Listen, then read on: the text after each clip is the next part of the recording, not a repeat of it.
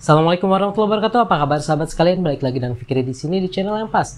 Di video kali ini saya mau nge-review sedikit tentang sebuah laptop yang baru ada di depan saya ini, yaitu Lenovo IdeaPad Slim 3. Lagi-lagi IdeaPad Slim 3, tapi ini bisa jadi jawaban buat kamu yang kemarin-kemarin nyari dan nanya, "Bang, laptop apa sih di angka 8 sampai 10 juta, 8 sampai 9 juta yang yang kencang, yang bisa dipakai buat ngedit, bisa dipakai buat gaming dan enteng." Nah, ini bisa jadi jawabannya. Ini kenapa saya bilang bisa jadi jawaban?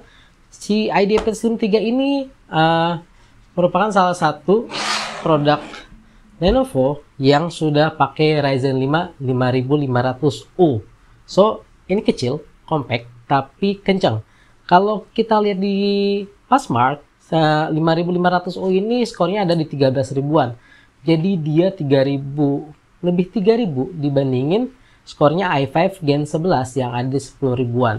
So ini kencang banget. Nah, mengenai spesifikasinya gimana sih? Oke, saya bahas aja dulu dari layarnya. Layarnya sudah IPS Full HD, tapi masih 45% NTSC. Tapi udah IPS. Belum bisa kamu pakai buat color grading, tapi sudah cukup nyaman untuk dilihat.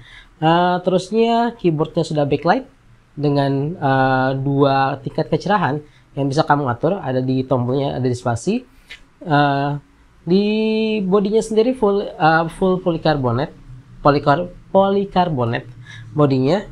Jadi ya ini nggak bisa kamu bandingin sama kalau kemarin yang lagi seneng sama Inbox X1 Pro.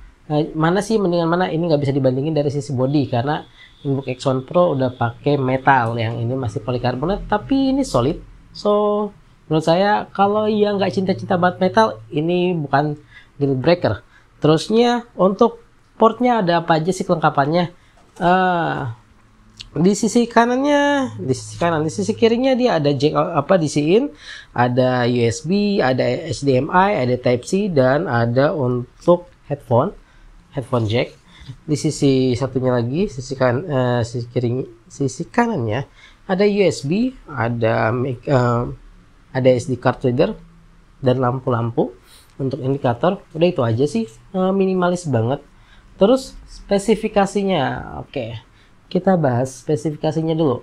Spesifikasinya tadi saya sudah sebutin, Ryzen 5 5500U.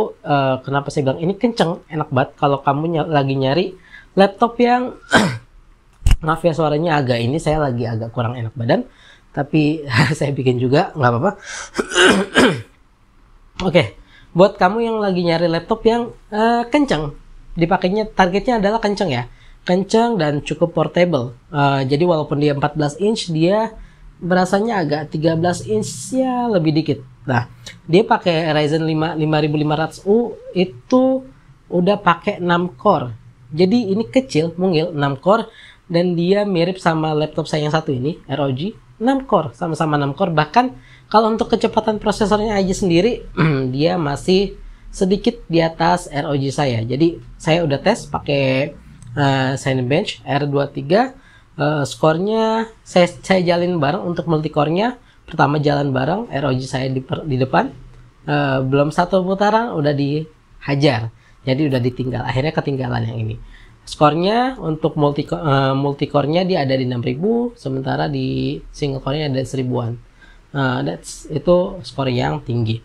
Nah, terusnya RAM-nya ini udah 8 GB, 4 GB-nya onboard, 1 GB, 4 GB-nya lagi 1 DIMM, 3200 MHz. Jadi udah kenceng dan sudah dual channel. Jadi ketika kamu nyampe di kamu, ini laptop sudah dual channel. Jadi udah posisinya, udah posisi optimalnya ya. Kenapa saya bilang posisi optimalnya? Karena sudah dual channel, dan dual channelnya juga dual channel maksimalnya yang bisa kamu dapetin. Karena di sini 4 GB dan udah SODIMM 4 GB. Jadi 4.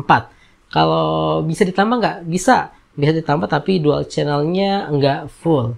Bahasanya flex. Jadi dual channelnya, misal tambahinnya, jadi tambahin SODIMM-nya 4 GB dicabut, ganti 8 GB diganti 8 GB, dan nanti yang 4-4-nya ini dual channel, yang 4 GB sisanya single. Nah, itu kalau flex tuh kayak gitu kira-kira. Nah, Itu tadi RAM-nya. Jadi RAM-nya sudah pada posisi optimalnya, dan dia pakai VGA-nya AMD Radeon 1400 MHz kalau nggak salah. Nanti saya cek lagi. Dan ini yang agak mendingan dibandingin IdeaPad Slim 3 sebelum-sebelumnya atau V14 sebelumnya adalah walaupun dia pakai Ryzen dan RAM 8GB, kamu nggak otomatis otomatis sih ketika pertama kali kita nyalain di Windows ini otomatis RAM-nya akan kepotong 2GB untuk VGA-nya. Tapi itu nggak fix. Kalau sebelumnya nggak bisa kita ubah, kita cuma harus terima ketika kita pakai RAM di atas 4GB dan pakainya 8GB, 2GB bakal kepotong 2GB-nya. I'm sorry. 2GB-nya bakal kepotong untuk VGA. Kalau di sini enggak. 2GB-nya tetap kepotong, tapi bisa kita atur dari kita kurangin jadi cuma 1GB yang kepotong atau cuma 512 MB. Jadi di aturan yang paling kecil. So, untuk orang yang nggak terlalu lagi butuhnya buat main gaming, mungkin itu bakal cukup ngebantu ya. Jadi kamu lebih punya banyak ruang untuk multitaskingnya dibandingin untuk si grafisnya gitu. Nah, itu dari sisi RAM-nya. Terusnya untuk storage-nya ini dia sudah pakai SSD NVMe 512 GB dengan kecepatan rate-nya di 2700. So ini juga udah kenceng. Nah, yang menarik lagi di Slim 3 ini, dari dulu Slim 3 itu punya satu kebiasaan, dia punya satu ruang kosong untuk hard disk. Beda sama Slim 5 yang nggak ada ya. Jadi Slim 3 itu punya satu ruang kosong untuk hard disk, tapi beda sama V14 yang sudah ngasih kabelnya, di Slim 3 ini nggak ada. Jadi kita cuma dikasih ruang kosong untuk hard disk tapi nggak ada kabelnya. Kabelnya harus nyari ke service center Lenovo dan harganya katanya lumayan. Di Slim 3 yang satu ini enggak. Dia sudah kasih kabel untuk hard disknya ada di dalam paket pembelian. So, it's plus. Itu lagi. Apa lagi yang harus saya review? Karena yang lainnya sama. Yang lainnya sama aja sih. Yang menarik untuk saya di situ aja. Untuk sudah 5500, udah kenceng. Udah bisa diatur untuk VGA-nya, tapi yang lainnya ya sama. Ini IdeaPad Slim 3 banget. Ya tampilannya Slim 3. Paling dia tadi ada tambahannya backlight-nya. Ya udah, nggak ada yang lainnya. It's Office. Ini enak untuk Office. Di ketiknya juga enak. Multitasking enak. Ya, itu aja sih. Nggak ada yang macam-macam. Yang pasti satu hal yang menurut saya ini bisa dijadiin pertimbangan adalah kalau kamu lagi nyari laptop di range tadi under 10 juta, cukup portable. Kan ini cukup portable, ya beratnya 1,4 kiloan, 1,5 kilo lah, dan kenceng. Jadi ini buat yang fokus performa. Karena tadi saya bilang layarnya walaupun IPS, walaupun nyaman dilihat, ini masih belum 100% sRGB, jadi nggak bisa untuk color grading. Tapi kalau untuk kamu yang lagi nyarinya performa, lebih pentingin performa untuk multitasking, buat gaming, ya ini udah oke. Saya nggak akan tes gamingnya di sini, udah banyak banget yang ngetes. Kamu bisa cari, nanti saya kasih link juga boleh di bawah.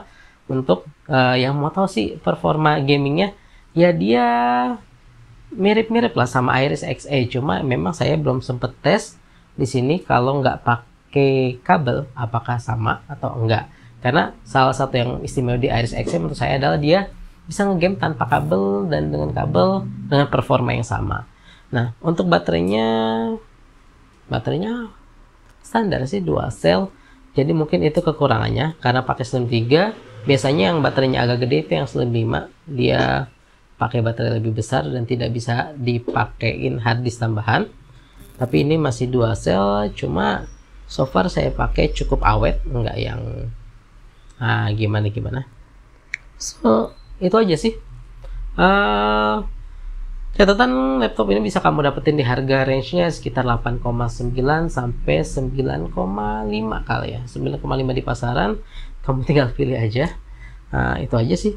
Mudah-mudahan infonya manfaat. Saya lagi nggak bisa lama-lama. Saya Fikri undur diri. Assalamualaikum warahmatullahi wabarakatuh.